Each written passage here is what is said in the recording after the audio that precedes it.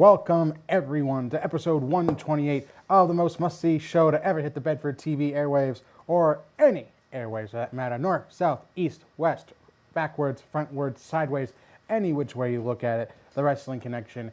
I am your host with the most, your connection to the wrestling world, the fedorable felon himself, Mr. Ken Hill, and the only dirty water, and unlike the Olympic Committee, the only dirty water I like is right here in Boston. There you go, Ken. Of course, alongside me, as always, is the current reigning and defending WK King of Pay-Per-View, Mr. 8-Ball, Nicholas Giglio. It's just me and Nick today. Greg is absent, but he and everyone else will be in on a special early bird edition of a SummerSlam pay-per-preview next Tuesday. Tuesday? Oh, Tuesday. At 11 a.m. sharp, period, Eastern Standard Time. But in the meantime, Nick and I will be here bringing you all the news on Raw and SmackDown today. SmackDown Live. SmackDown Live with our wrestling review. Here we go. Of course, like I said, we are less than 2 weeks from SummerSlam. Of course, this is the time where WWE starts building its premier lineup for the second biggest pay-per-view in WWE history. So we kick things off on Raw with, believe it or not a 20-minute authority figure promo, but Enzo and Cass. Of course, we have Enzo and Cass coming out here, shooting on Enzo getting on Jericho for interrupting his play with WWE World Champion Sasha Banks, like Enzo had a shot. And Enzo and Cass getting on Jericho. Jericho coming out, of course, with his backup. I use that term kind of loosely. Kevin Owens. And it's clear that the Canadian Connection is going to be going up against Enzo and Cass at SummerSlam. We had a little tit for tat between Enzo and Cass and Owens and Jericho. This led to a match between Jericho and Enzo, which ended with Jericho winning by disqualification when he ended up attracting the unwanted attention of Big Cass with a big boot. Now, of course, like I said, this leads to a tag team match at SummerSlam, pitting Jericho and Owens versus Enzo and Cass. And again, with the rumors swirling about a seemingly impending feud between Owens and Jericho, you'd have to kind of think that things are going to either crumble at SummerSlam for these two, or they're going to crumble shortly after. I mean, I'm curious to see where this goes with Owens and Jericho. I'm intrigued by them seemingly going with kind of a tweener role for Owens here, because I think he fits in the role much better than, say, Jericho, who himself has admitted in interviews that himself as a face at this point doesn't really fly well with anyone, especially if you consider his last face feud with New Day and Rudy Tooty Booty. Yeah. That's Say that 5 times fast, Ken. Rudy Tooty Booty, Rudy Tooty Booty, Rudy Tooty Booty, Rudy Tooty Booty, Rudy Tooty Booty. Very nice. Didn't think I could do it, did you? No. All right. So anyway, there's that. So SummerSlam is building up nicely. You got a very entertaining tag team match here. It should also should be, I think, one of the more underrated matches of. Do we have the cards for that yet? I'm sorry? Do we have the lineup, the matches for that yet for SummerSlam? Well, we do have the lineup up to date. Sorry, lineup. Thank you. We do the current up to date lineup for SummerSlam, right? Because like I said, we have Jericho and Owens versus Enzo and Cass. We also found out that Sasha. Speaking of WWE Women's Champion Sasha Banks, she was not at all comfortable how Dana Brooks, Charlotte's protege, has been interjecting herself into matches, including last week where she cost Sasha a tag team victory, leading to Charlotte getting the pin. Now, Sasha had a match with Dana. If Sasha won, Dana would be absolutely banned from ringside, no involvement whatsoever. If Dana, by some miracle, won, then Dana, not only would Dana be allowed to be at the match, but she would also be involved in the match in a handicap match where if either Dana or Charlotte picked up the pin, Charlotte would be the new women's champion. But of course, Sasha prevailed over Sasha over Dana, despite interference from Charlotte, and picked up the win, assuring that it'll be a one-on-one match come SummerSlam, which I think was all for the best. Okay, these two put on a great TV match a few weeks ago. I think they're more than capable of putting on. I think will be a show-stealing match at SummerSlam. Now, of course, continuing on with the SummerSlam build-up, we had Roman last week making his intentions known on the United States Championship and pretty much outright confirming them, interrupting the lovely wedding recreation ceremony between Rusev and Lana. I mean, just look at Lana. She is gorgeous. And Rusev is a lucky man. Lucky man. Lucky luck boy. But of course, it's a wedding. It's WWE. And there's cake and pie and ice cream. And you just know someone's going through it. And pretty much the entire crowd was singing, please let it be Lana, please let it be Lana, please let it be Lana. And of course, Reigns for once made the crowd happy and unintentionally sent Lana into the cake while trying to make a toast to the happy couple and to try and ask Rusev for a United States Championship opportunity. Rusev and Reigns would get into a big brawl. Reigns would push Rusev into Lana, and Lana would fall into the cake. And, well, even with frosting, Lana, of course, always looks good. I could say something more, but we're not in the midnight.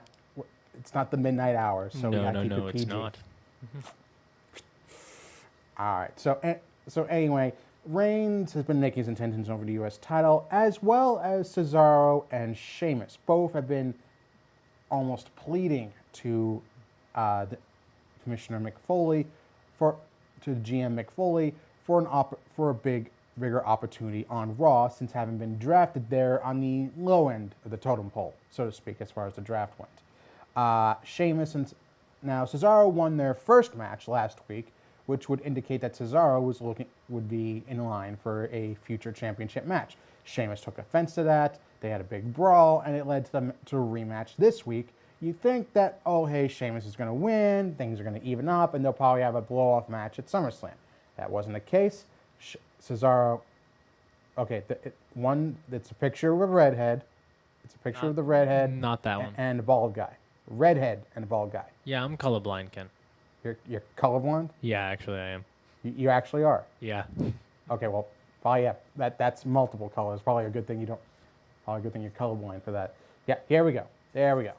All right, so we had the rematch between Cesaro and Sheamus. You would think, oh, hey, Sheamus, like I said, Sheamus is going to win through some nefarious means, lead to a rubber match between these two at SummerSlam. Wasn't the case, though. Cesaro got another victory after some interesting shenanigans with the referee, where Sheamus tried to go for a cheap shot, accidentally clipped the ref in the process, and then when he thought he had the roll-up pin on Cesaro, the ref couldn't do it because he was all discombobulated from getting popped in the back of the head, leading to a roll-up win for Sheamus. Now we'll get to the situation later tonight involving Cesaro and Rusev, but kind of going to one of the more ridiculous aspects of WWE Raw.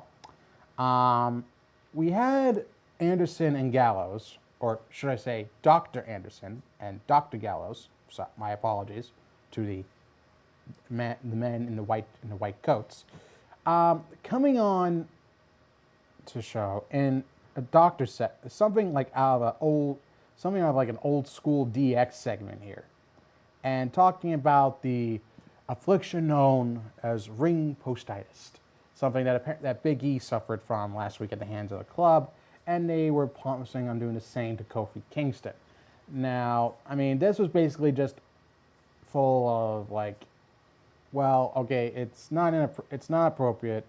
It's basically just full of like testicular humor. I'll put it across as PG as I can. That's probably the best. Let's go G on this one, Ken. yeah, let's. Well, okay, they're talking about you know what. How am I? I mean, you know what could be just. Infatuation with certain parts of the body. I can't wait until we do the 24-hour show, and then I can actually cut loose for once. Yes. Because seriously, now I know how Zach felt in the first season. All right, so I mean, they made references to a certain part of the body that apparently Vince McMahon has a great fascination with and loves making numerous jokes about. But as it is, I mean, I felt like this was a ridiculous segment for them. Okay, we're supposed to be taking these guys as serious threats. They're still members of the club. You think, okay, they're going to be serious about this. They're going to try to break down the New Day one member at a time. You think that would be the case. Instead, they're doing these ridiculous skits, and you wonder why people don't take people like a lot of wrestlers or tag teams seriously. It's skits like these. Some work for some teams. Like if this was done by say like Enzo and Cass, it would work because they're a funny team. People expect them to be funny, and they can back it up. Okay, the thing is, you expect to take Anderson and Gallows as a more serious tag team.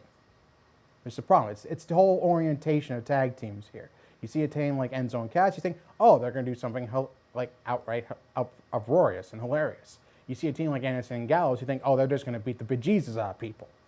You don't expect segments like these. And I think it just kind of threw everyone off. The crowd did not respond to this very well. I didn't respond to it very well. I think it was just kind of I wouldn't say it was a low point of the show. It was just like, I think it just kind of like brought everything to kind of like a screeching halt, more or less. I mean, as it is, you had Gallows face Kingston one-on-one. He actually won in very convincing fashion, despite some minimal interference from Anderson.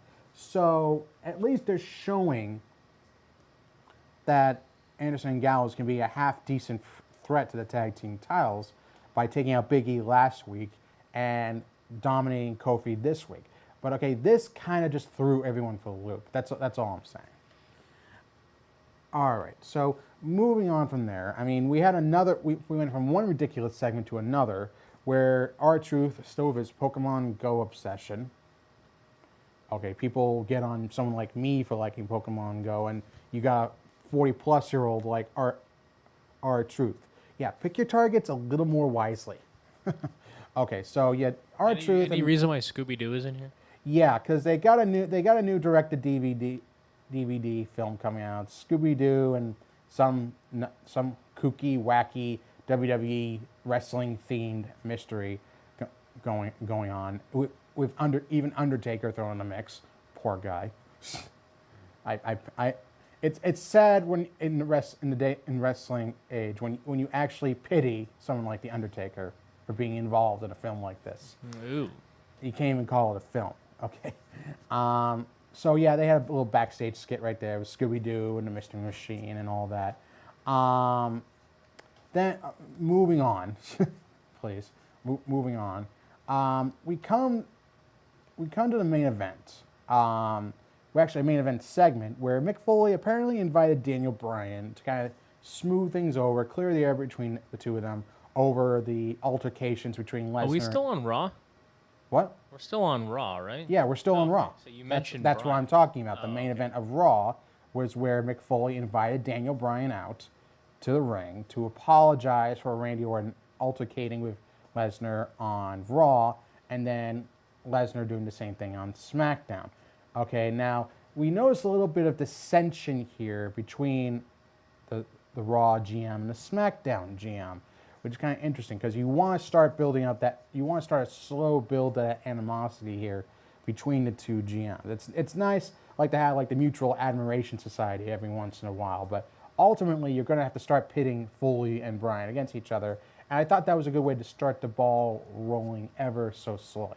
The snowball effect, basically just start a little, let it roll, and then it'll build up into something bigger. Now, as it is, this ultimately led actually to Rusev coming out, who said that you don't need a universal champion. You don't need a champion because I am the champion of Raw. I am the champion of the flagship brand, and this was, but Bryan saw it best as Rusev just trying to suck up to Foley and just and try to get out of his United States Championship match with Roman Reigns at SummerSlam. But and then, of all things, this would bring Cesaro out. Cesaro saying, "Okay, hey, look, I beat Sheamus twice.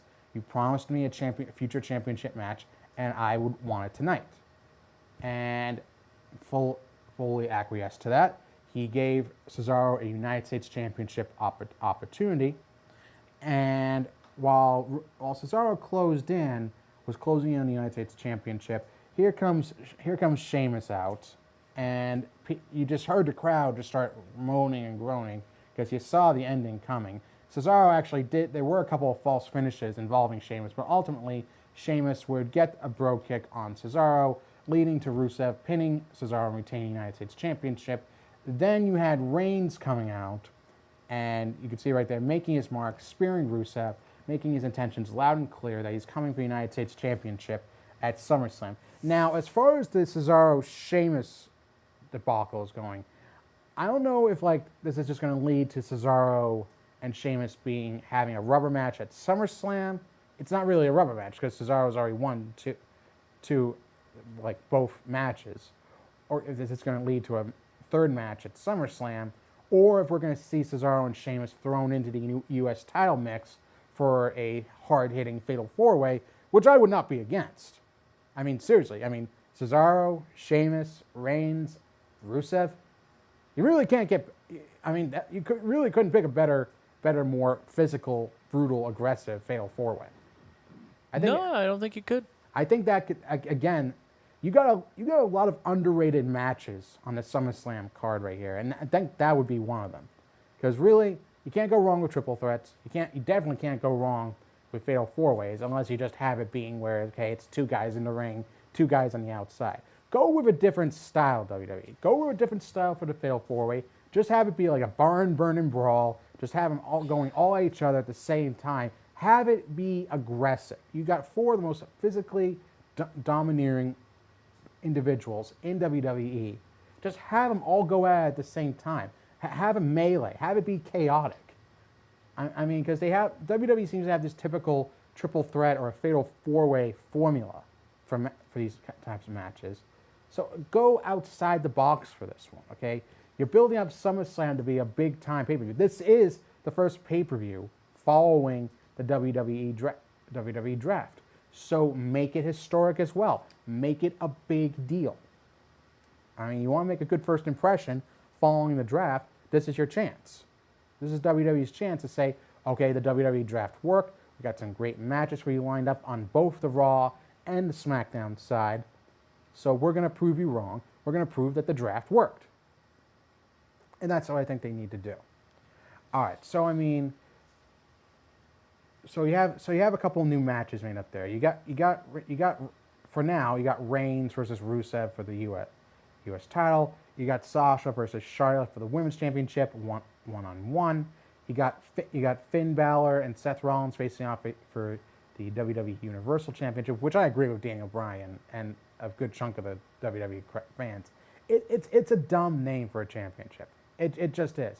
It basically reminds you of every bunkhouse promotion with that the same name for that championship, and it just kind of feels like a step down. You could have done. I mean, they could have just gone back to having it be the World Championship. You could have just had the WWE Championship on SmackDown. You could have the World Championship on Raw. I mean, why try to fix something that's not broken? And what's the worst thing going with the World Championship? I mean, I don't get it. But it is what it is. All right. Then, like I said, you have the tag team titles on the line with Xavier and Kofi facing off with the Club, Anderson and Gallows. So you got a pretty interesting lineup on the Raw side. Now we transition over to SmackDown. Before we transition to SmackDown, Ken, we have a little surprise for you. Oh, don't you always? Yes, we do. Look who it is. Look who stopped to say hello. Oh, it's Travis. It's a mini Travis. Well, we can make him bigger. Hold on. Honey, I blew up the Travis. Make him just a little bit bigger. He's floating.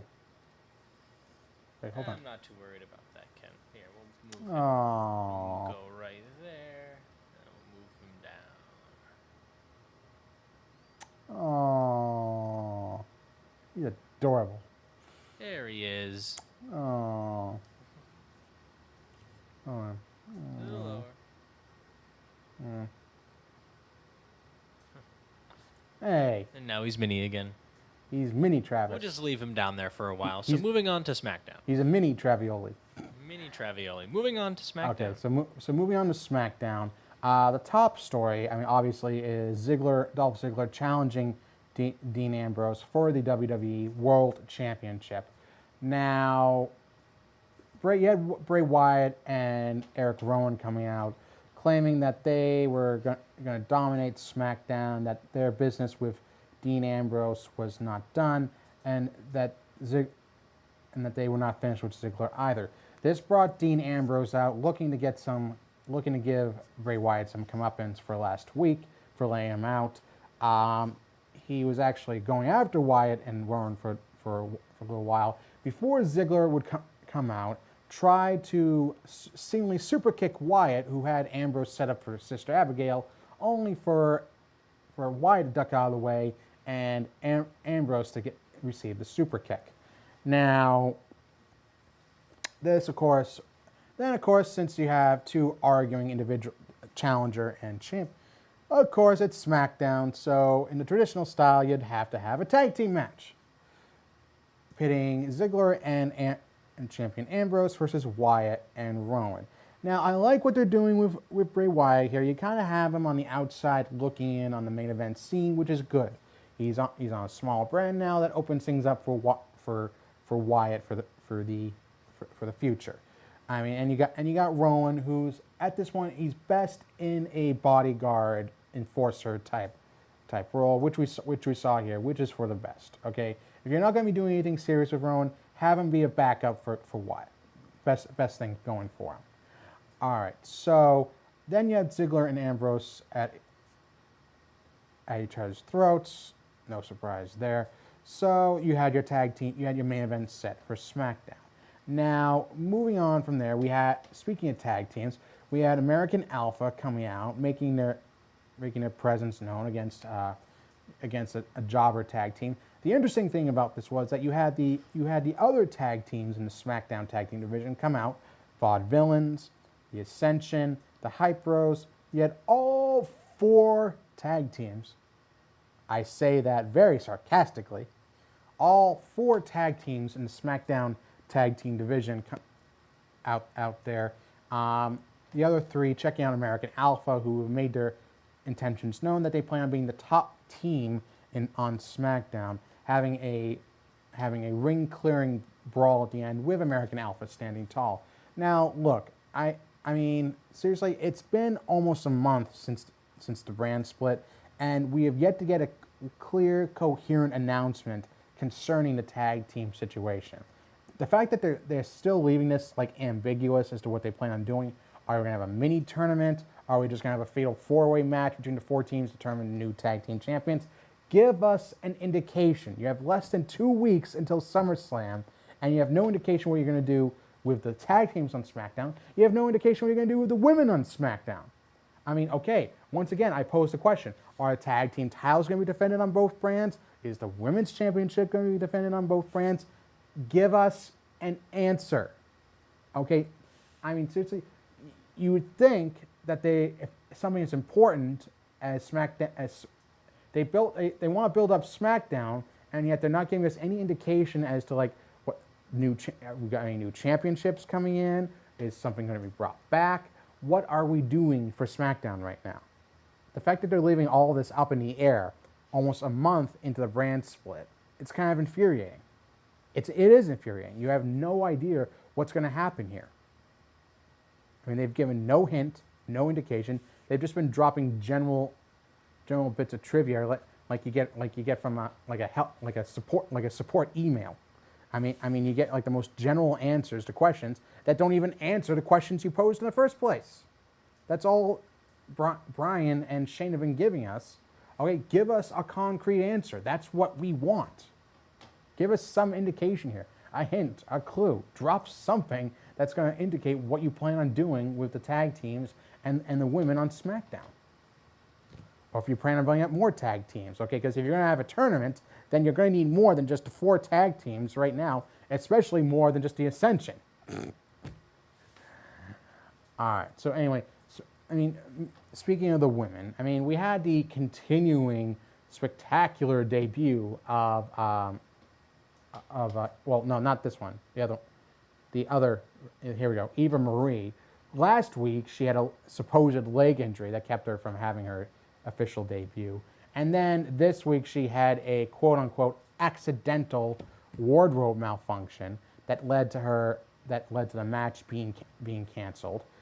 Becky Lynch, her opponent for the last 2 weeks, was tired of this, threw out an open challenge to any women on the SmackDown roster. Here comes the small but dangerous, petite but dangerous Alexa Bliss, who made her presence known by taking advantage of the opportunity open challenge and beating Becky Lynch in the center of the ring 1, 2, 3.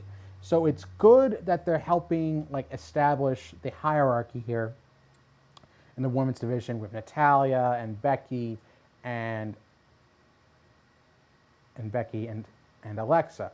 And of course, even with Eva, the storyline being that Eva wants to get all the publicity and the fame, but she doesn't want to do the work, which was typical of her down in NXT.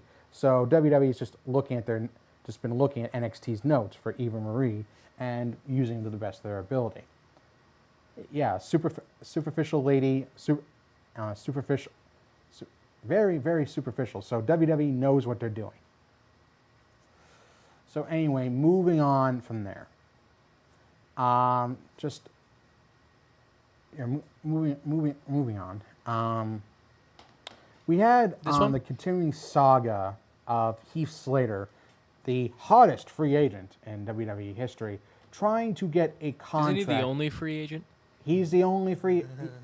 He's the hottest free agent. I don't know if there are other free agents out there. Okay. Apparently, he's the hottest one out there. So Shane and Daniel agreed to give Heath Slater a SmackDown Live contract if he could beat Rhino. Now, he tried convincing Rhino, okay, hey, I got 2 kids, 4 kids, 7 kids. I just bought a pool and all that. And trying to do everything he could to talk Rhino into throwing a match, which, of course, as you can tell here from Rhino's impressive gore, that did not fly. The only thing that went flying, of course, was Heath Slater. Now, ironically, his aggressiveness and tenacity was enough to impress Shane and Bryan, but Slater just went on a complete tirade backstage, insulting both Bryan and Shane to their faces, and storming off. And the irony was they had a contract ready for him anyway, so he could sign on with SmackDown. Poor Heath. Poor Heath. So, a fun little angle, but I hope they resolve this by SummerSlam, because even with someone as funny as Heath Slater, you can only get so much out of it. All right, so moving on from there. Moving on from there, we had the first of 2 main events with Randy Orton taking on Del Rio. Now, this match, I think, was just primarily to show that despite his injured shoulder, that regardless of how injured it was, that Orton would be able to take the fight to anyone, even a beast like Brock Lesnar. That's essentially the role that Del Rio served here, especially with his finisher, the cross arm breaker. Oh, yes, Del Rio can fly. He's a Spanish fly. Yeah, and he flew right into Orton's fist. Yeah.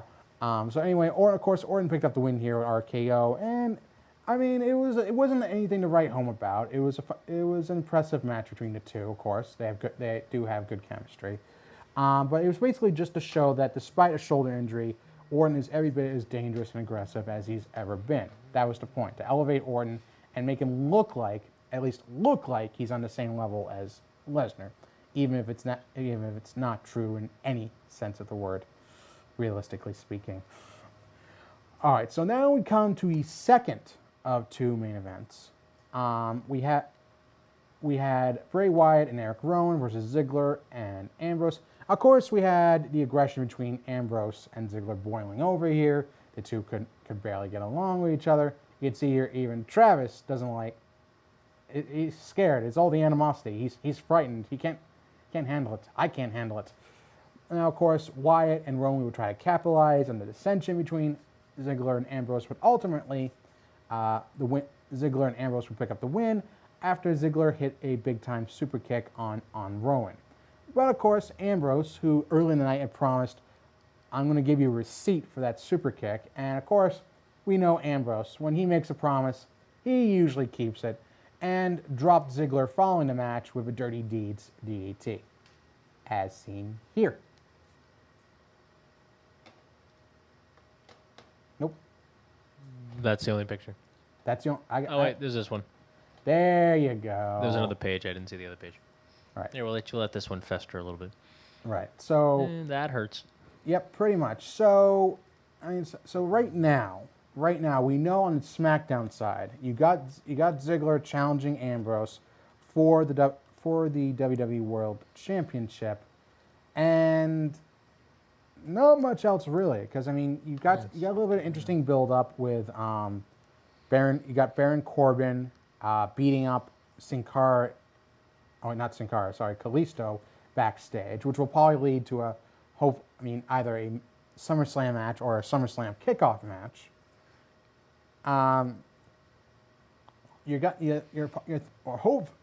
We're likely going to see Becky Lynch versus Alexa or Becky Lynch versus Eva Marie at SummerSlam, because you think, if you want a spectacular debut, you're going to have Eva Marie do it at SummerSlam. Why not? All the glitz and the glam, the big pay-per-view scene, that would probably be where she finally makes her fantastic, spectacular debut. And aside from that, you got the Intercontinental Championship match between with Apollo Crews challenging The Miz, which is fine.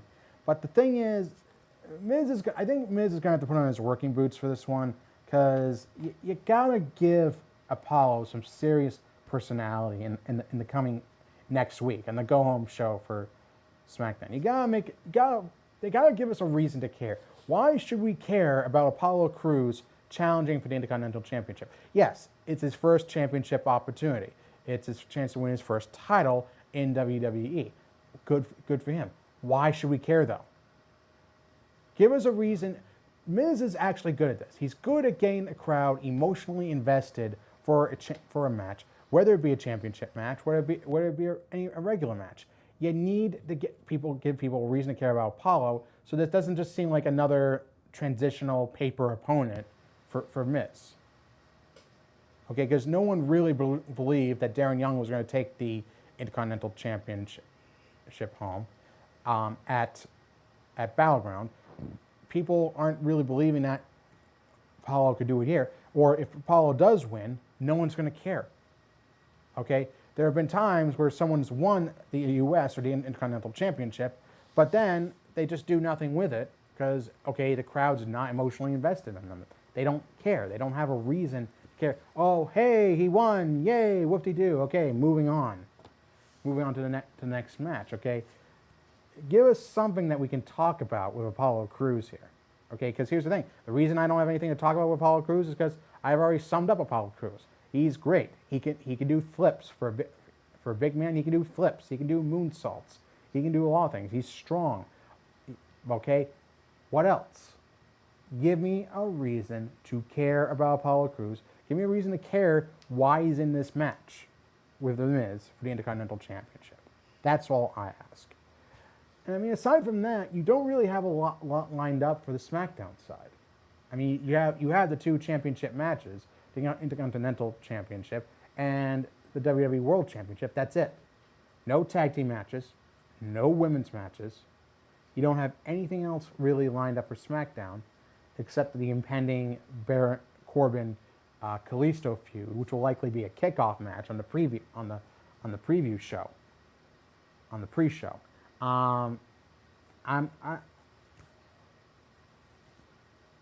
Nick, if you really you really notice how lopsided this is looking here, where Raw already seems like it has its lineup more or less set for SummerSlam, and SmackDown like only has 2 matches. I mean, am I the only one who finds that to be just a little bit lopsided here? That okay, SmackDown is not getting as big a build-up as not Raw really. is? It is a little lopsided. But it's entertainment, right, Ken? Thank you for that insightful opinion, Mr. 8-Ball. Well, the 8-Ball says it's entertaining, so. Oh, yeah, I trust a big piece of Yeah, you lost plastic. to an 8-Ball, so you can't really say much. True. Yeah, you won it 1 time. Guess who's won it 7? Yeah, but who's reigning? Who's not going to be reigning after SummerSlam? You see, I got another thing in there. You're gonna lose to something else. Oh. Whether it'll be Travis, Ooh. the 8-Ball, the dice, or a deck of cards. I haven't figured out what I'm doing yet. Ooh. Oh, God. I'm scared of a deck of cards. Yeah. Oh, please. You're not playing with a full deck. Give me a break here. I just have all the aces. Well, I'm the wild card. You never know what I might pull out. Oh, no, we do not. I'm surprised. There's a reason I'm a 7-time King of Pay-Per-View champion. I always find a way to get on top. Okay, Ken, we'll see. We'll see what happens on Tuesday. We'll see. We'll see indeed. So like I said, hopefully by next Tuesday we'll have a more concrete idea of the full SummerSlam lineup on both the Raw and especially the SmackDown side. Because look, like I said, this is the first pay-per-view following the historic WWE draft. So if they want to put their best foot forward here, they need to have a full, complete, concrete lineup for SummerSlam. The matches that we have right now are good. I have no doubt it's a good lineup for SummerSlam. It needs to be great. If you're gonna have the second biggest pay-per-view, if you're gonna have the first post-draft pay-per-view, you need to put a lot of spin on it. You need to put a lot more into it than what they're doing right now. That's at least what I'm hoping. All right, so we have come to the end of episode 128 of the Wrestling Connection. Like I said, stay tuned to the WrestlingConnection.com. Not this Sunday, but 2 Sundays from now, we will have all the live SummerSlam pay-per-view coverage, and of course, King of Pay-per-View updates as to who will retain or who will be the new King or Queen of Pay-per-View champion. Of course, you can also check out our YouTube channel for the Wrestling Connection, Facebook page, Twitter handle @WConnection. Also check out the live stream where we are streaming live right now on the Bedford TV channel on YouTube. Of course, now like I said, like I mentioned before, we will be having a special early bird edition of the SummerSlam pay-per preview next week, starting at 11 a.m. Eastern Standard Time, sharp. And hopefully we'll have everyone here. We'll have me. We'll hopefully have Zach, Julian. Hopefully. We'll have Nick, of course, and Greg and Julie, and all the interns in here for the biggest party of the summer, WWE SummerSlam. But in the meantime, I'm signing off for now. So, as always, remember to be connected, get connected, stay connected, and in the case of the weather today, stay hydrated. There you go, Ken. All right. You have a good weekend, ladies and gentlemen, and we will see you all next Tuesday. I've heard it too many times to ignore it. It's something that I'm supposed to be. Someday we'll find it, the Wrestling Connection, the lovers, the dreamers, and me. La, da, dee, da, dee, da.